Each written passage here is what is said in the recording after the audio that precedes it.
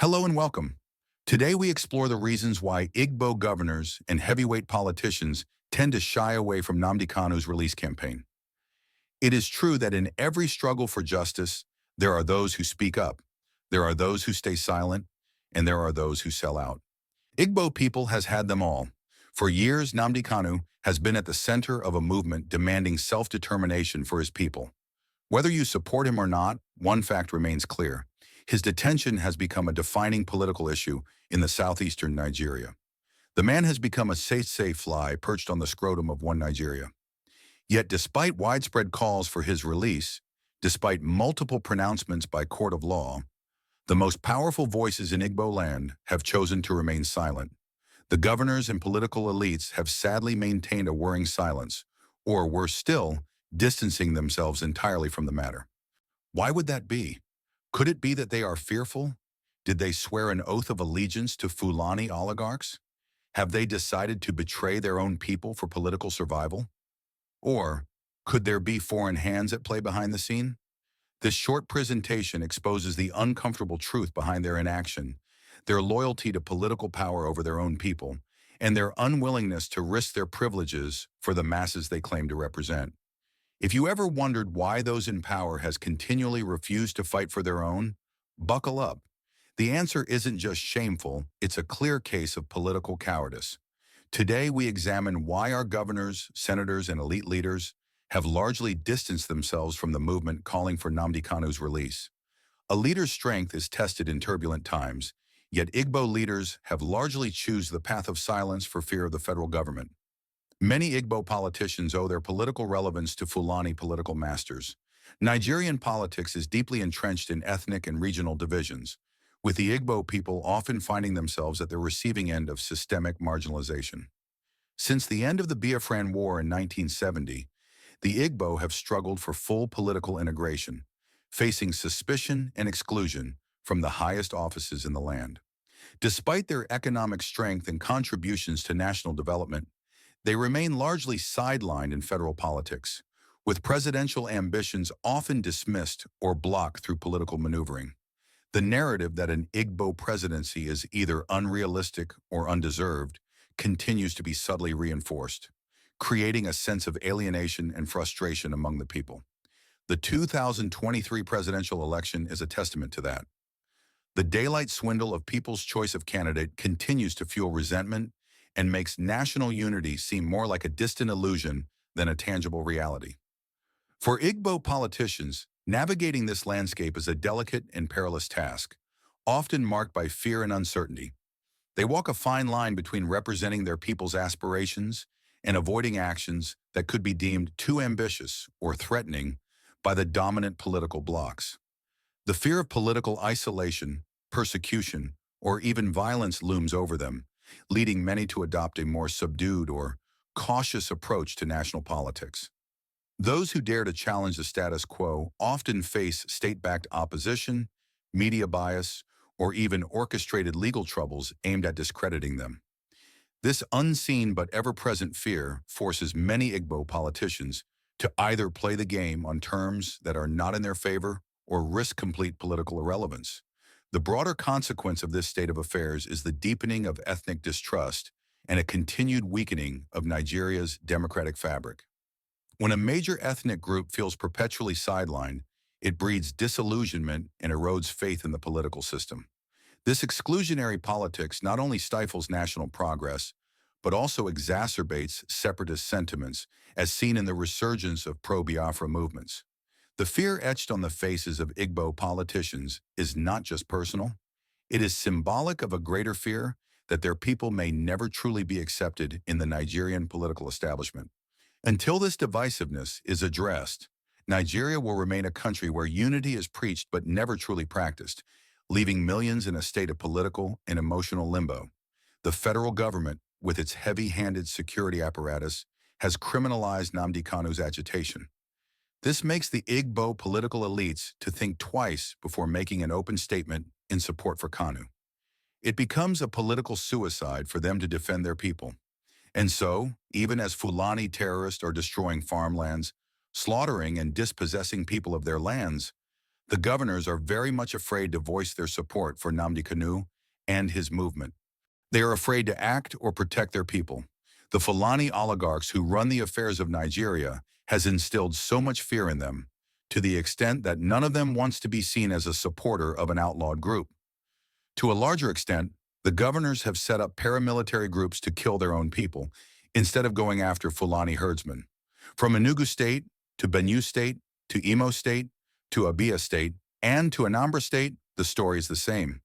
While Fulani militia are raping and maiming the owners of the land, the governors of these states are after their own people instead of going after the real enemy. The truth is that many of these Southeast politicians dream of national positions. Some of them go as far as dreaming to become the president or vice president of one Nigeria. And so siding with Kanu could kill those ambitions. They have fearfully prioritized personal political ambitions over regional interests. The Igbo people, one of Nigeria's three major ethnic groups, have historically faced significant political challenges, many of which are exacerbated by internal divisions among their leaders. This disunity has had detrimental effects on their collective political strength, economic progress, and social cohesion. Unlike other ethnic groups such as the Hausa, Fulani, and Yoruba, who often rally behind a unified political agenda, Igbo leaders frequently operate in silos, driven by personal ambitions, factional interests, and external influences. This lack of a common front has weakened their ability to negotiate power at the national level. The division is evident in several ways. 1. Partisan loyalty over ethnic interest. Many Igbo politicians prioritize their political parties over the collective Igbo cause. Instead of forming a united front, they are often scattered across different parties, diluting their bargaining power. 2. Conflicting agendas. While some leaders push for restructuring, others advocate for secession, and others still align with the status quo, leaving the Igbo populace without clear leadership direction. 3. Political betrayals. Instances of Igbo politicians working against their own people for personal gain are common, leading to a lack of trust among the populace. The elders with their act has managed to teach the young generation that the easiest way into a man's heart is through his stomach. The arrest and continued detention of Nnamdi Kanu, leader of the indigenous people of Biafra, is a glaring example of how Igbo leaders' disunity has weakened their ability to protect their own people. Despite calls for his release, Igbo political elites remain divided. Some view him as a freedom fight, while others see him as a troublemaker who has come to jeopardize their political ambitions. This lack of a unified stance has allowed the Nigerian government to prolong his incarceration without facing significant resistance. Kanu's prolonged detention has also worsened insecurity in the southeast, as armed groups have taken a more radical approach, resulting in violent clashes, economic disruptions, and loss of lives. The 2023 presidential election was seen as a golden opportunity for the Igbo nation to produce Nigeria's president. Peter Obi, the Labour Party candidate, gathered massive nationwide support, particularly from youths and those seeking an end to bad governance. However, the election was marred by manipulation, voter suppression, and electoral malpractice. Eventually, people's mandate was snatched from them, and Peter Obi, who was supposed to tap into the righteous anger of the people to retrieve his stolen mandate. But instead, the man went about very apologetic, trying to be politically correct in the eyes of those who stole his mandate. Despite the clear injustice during that 2023 electoral 419, Igbo leaders failed to stand collectively in opposition. Some even worked against Peter Obi's candidacy, aligning with the Fulani elite for personal gains. This division weakened any serious pushback against what many describe as an electoral robbery. Before people's eyes, a mandate was snatched, and the thief would later come to tell the people that it was the will of God. The consequences of disunity and inactions from Igbo governors means that Nnamdi Kanu, the people's messiah, continues to lavish in prison. The absence of a strong, united leadership has allowed crime and insecurity to fester, further destabilizing the region.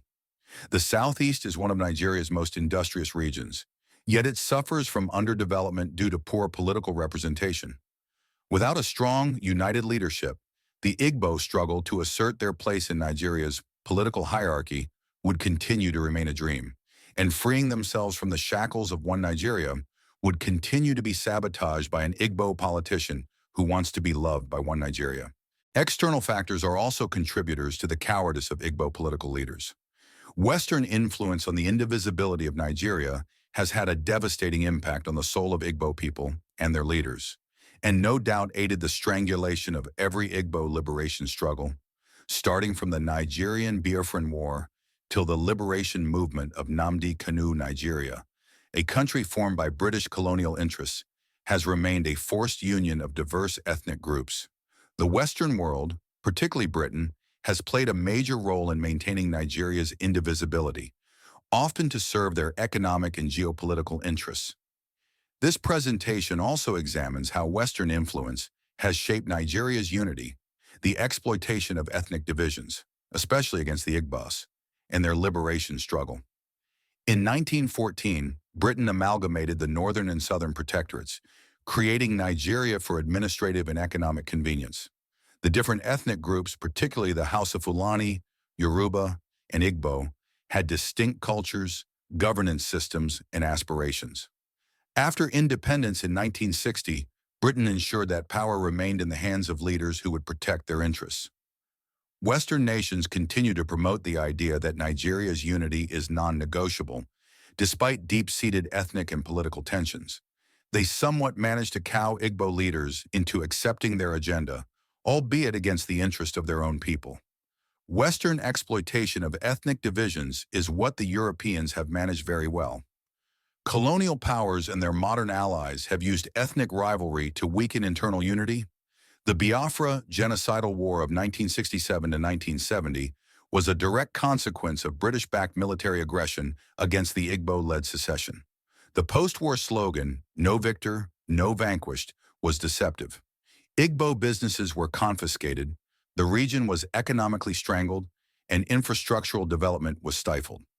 Western corporations and governments have continued supporting regimes that suppress Igbo self-determination. Nigeria's unity is primarily maintained for economic reasons, as Western interests benefit from the continued access to oil and natural resources. The suppression of secessionist movements ensures that resources from the East remain under centralized Nigerian control, benefiting multinational corporations and foreign governments. Despite operating under international human rights laws, Nnamdi Kanu and his liberation movement has been labeled a terrorist organization by the Nigerian government, with Western powers largely silent on the injustice. In the same attitude, Igbo leaders who should have cried foul also maintained silence when one Nigeria labeled their own people as terrorists. Kanu was kidnapped in Kenya and illegally extradited to Nigeria in 2021. Kanu remains in detention despite multiple court rulings granting him freedom. Western nations and institutions, which claim to uphold democracy and human rights, have turned a blind eye, prioritizing their economic alliances with the Nigerian state. The Western-imposed indivisibility of Nigeria is a strategic mechanism for continued economic and political control. Ethnic divisions, particularly the marginalization of the Igbos, are deliberately maintained to weaken internal unity. The struggle led by Nnamdi Kanu represents a fight against oppression, colonial legacy, and neo-colonial exploitation. The path to true liberation requires breaking free from these external manipulations and asserting the right to self-determination. The Igbo people must therefore bridge their political divisions if they are to achieve meaningful representation, economic prosperity, and social stability. Without this unity, Igbos risk continued marginalization and opportunities for national leadership. The fate of Nnamdi Kanu in the 2023 election debacle are stark reminders of what happens when a people lack a united front in the face of adversity. It is obvious that some politicians are very much afraid. Supporting Kanu openly risks the wrath of Abuja, while ignoring him makes them targets for people's anger. Some who initially spoke out have faced backlash, threats, and political isolation from one Nigeria. It is therefore fair to conclude that the silence of Igbo politicians is a testament to their lack of courage. History will judge their inaction as the people continue to suffer. Until the Igbo elite prioritize collective interest over personal gain, this pattern of cowardice will persist. In times of crisis, true leaders emerge.